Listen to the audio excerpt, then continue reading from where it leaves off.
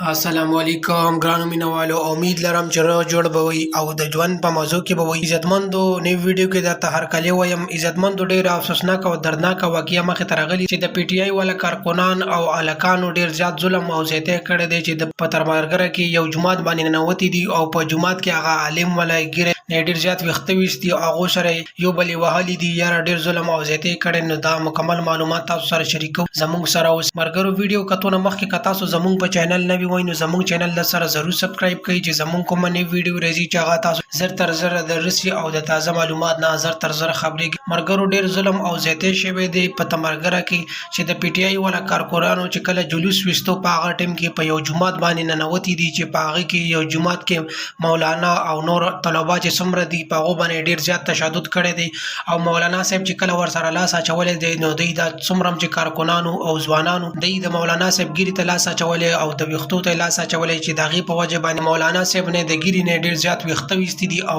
سمه نیمه ګیرې ورلړولي دي او ډېر ظلم او زیاتی کړی ځکه چې زموږ په معاشرې کې د علماو بالکل قدر نشته ځکه چې علماو د انبیا وارثان د معاشرې خلکو ته او ځوانانو ته پکار دی.